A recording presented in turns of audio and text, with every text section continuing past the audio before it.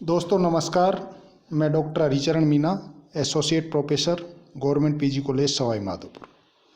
आज के इस यूट्यूब वीडियो में हम बीए पार्ट फर्स्ट के प्रथम प्रश्न पत्र के अंतर्गत विज्ञान का अर्थ एवं विशेषताओं के संदर्भ में बात करेंगे। समाजशास्त्र की प्रकृति को समझने के लिए विज्ञान का अर्थ एवं उसके आवश्यक तत्व या विशेषताओं को समझना आवश्यक है, जिससे कि समाजशास्त्र की प्रकृति को भलीभांति समझा जा सके। विज्ञान का अर्थ किसी विशिष्ट प्रकार की विषय सामग्री से न होकर वैज्ञानिक पद्धति से प्राप्त किए गए क्रमबद्ध व व्यवस्थित ज्ञान से है।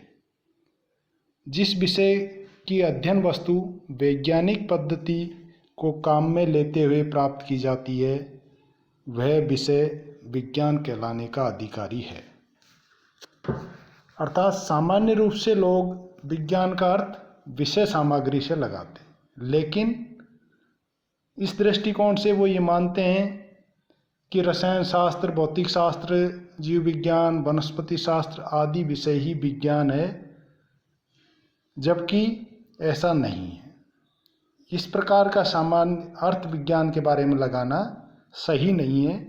सही यह है कि हम किसी भी विषय का किस अध्ययन पद्धति को काम में लेते हुए अध्ययन करते हैं।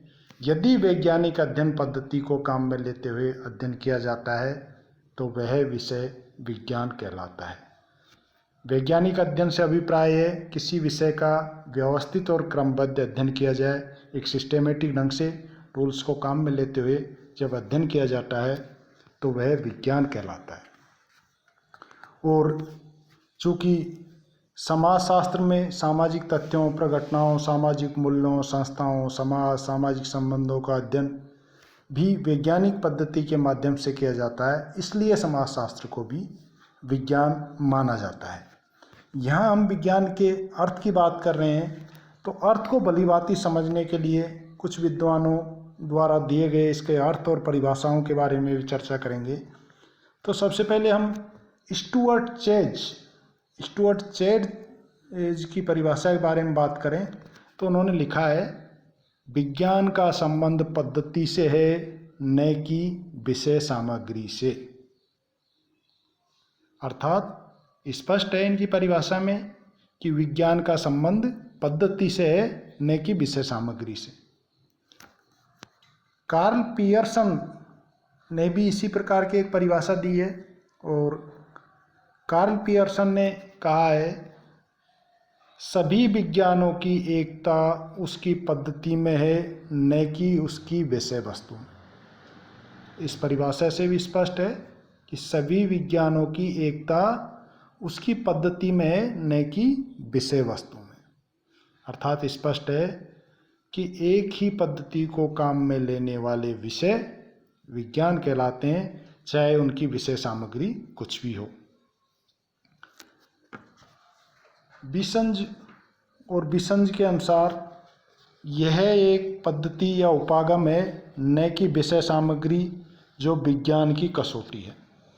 अर्थात विज्ञान अपने आप में एक अध्ययन की पद्धति है, उपागम है, विषय सामग्री नहीं है। तो इन परिभाषाओं के आधार पर हम ये कह सकते हैं कि विज्ञान का संबंध किसी विशिष्ट प्रकार की विषय सामग्री से न होकर के वैज्ञानिक पद्धति से प्राप्त किए गए क्रमबद्ध और व्यवस्थित ज्ञान से है। और जो विषय क्रमबद्ध और व्यवस्थित अध्ययन वैज्ञानिक पद्धति को काम में लेते हुए करते हैं, वह विज्ञान कहलाते हैं।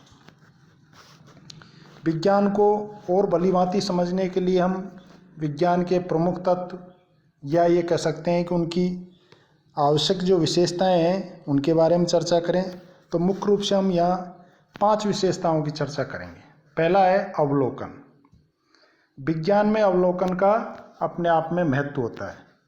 विज्ञान अवलोकन से प्रारंभ होता है और उसकी पुष्टि के लिए भी अंततः अवलोकन पर ही लौट आना पड़ता है।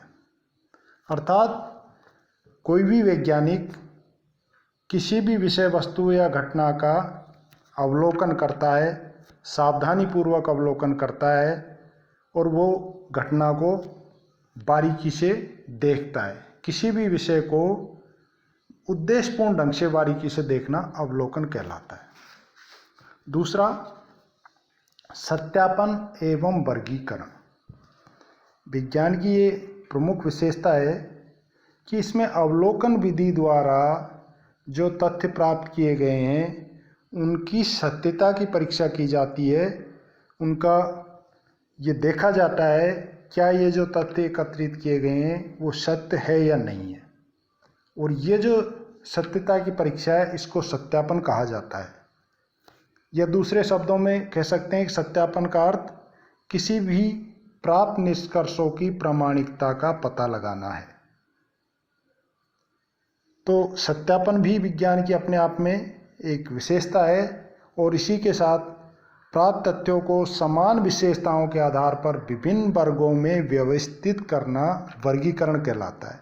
अर्थात जो हमने तथ्य एकत्रित किए हैं उनको समान विशेषताओं के आधार पर विभिन्न वर्गों में व्यवस्थित किया जाता है, वो वर्गीकरण कहलाता है। इसमें तथ्यों को अलग अलग वर्गों में इस प्रकार रखा जाता है कि एक वर्ग के समान तथ्य आ जाएं और इस आधार पर बनने वाले विभिन्न वर्गों के बीच एक पारस्परिक संबंध बना रहे, तो ये वर्गीकरण कहलाता है। तो सत्यापन और वर्गीकरण भी विज्ञान की एक प्रमुख विशेषता है। तीसरी विशेषता है सामान्यीकरण। विज्ञान का जो ये प्रमुख तत्व है सामान्यीकरण। सामान्यीकरण का अर्थ प्राप्त तथ्यों के आधार पर किसी सामान्य नियम या सामान्य प्रवृत्ति को ज्ञात करने से है। इसमें कुछ इकाइयों के अध्ययन के आधार पर निष्कर्षों को संपूर्ण वर्ग या पूरे समग्र पर लागू किया जाता है। अर्थात जो हम अध्ययन कर रहे हैं उस अध्ययन को समाज के कुछ हिस्से पर किया जाता है और संपूर्ण समाज पर लागू किया जा सकता है। ऐसी प्रक्रिया को सामान्यीकरण कहते हैं। चौथी विशेषता है भविष्यवाणी। विज्ञान का एक प्रमुख तत्व है कि इसमें भविष्यवाणी करने की क्षमता होती है।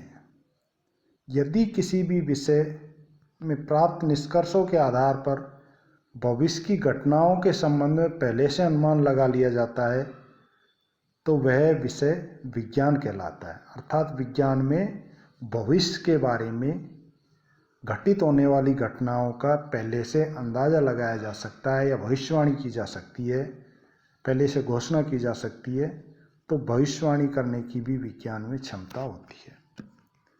पांचवी विशेषता है वैज्ञानिक प्रवृत्ति। उस विषय को विज्ञान कहा जाता है जिससे संबंधित तथ्यों का संकलन अध्ययनकर्ता वैज्ञानिक प्रवृत्ति को बनाए रखते हुए करें। अर्थात एक वैज्ञानिक की अपनी विशेषताएं होती है कि वो तटस्थ अध्ययन करे, किसी प्रकार का कोई पूर्वाग्रह नहीं हो, किसी प्रकार का कोई पक्षपात नहीं हो, किसी प्रकार के वाद से ग्रसित नहीं हो। तो ऐसी जो स्थिति है, ऐसे वैज्ञानिक का जो विचार है, स्वयं के विचार उसमें समाहित नहीं हो, तो वह वैज्ञानिक प्रवृत्ति कहलाती है। तो इस प्रकार की प्रवृत्ति के आधार पर जो विद्वान अध्ययन करता है तो वह विषय विज्ञान कहलाता है। तथ्यों को एकत्रित करने के लिए वैज्ञानिक पद्धति को प्रयोग किया जाता है, अवलोकन विधि को काम में लिया जाता है, वास्तविक तथ्यों का यथावत चित्रण किया जाता है, या दूसरे शब्दों में ये कह सकते हैं हम क्या है का अध्ययन करते हैं विज्ञान के अंतर्गत। कार्य कारण संबंधों की स्पष्ट विवेचना की जाती है कि किसी भी घटना के घटित होने के पीछे क्या कारण रहे हैं। निष्कर्ष प्रमाणिक होता है विज्ञान में, उनकी सत्यताओं की जांच की जा चुकी होती है और फिर से पुनर्परीक्षा भी की जा सकती है, और जो निष्कर्ष आते हैं विज्ञान में वो सर्वव्यापी होने चाहिए। एकत्रित तथ्यों के आधार पर भविष्यवाणी भी की जा सकती है। तो ये सारी विशेषताएं विज्ञान की होती है, और इन विशेषताओं के आधार पर अध्ययन करने वाला या इन पद्धतियों को काम में लेते हुए जो विद्वान जिस विषय के अंतर्गत अध्ययन करता है वह विषय विज्ञान कहलाता है। धन्यवाद साथियों। ये विज्ञान के बारे में इसलिए भी आवश्यक था कि समाजशास्त्र, अगले जो वीडियो है उसमें हम समाजशास्त्र की वैज्ञानिक प्रकृति के बारे में बात करेंगे, समाजशास्त्र की वास्तविक प्रकृति के बारे में बात करेंगे। तो उसके पहले हमें विज्ञान की प्रकृति को समझना भी आवश्यक था, इसलिए हमने इस वीडियो में इसकी चर्चा की है। धन्यवाद साथियों।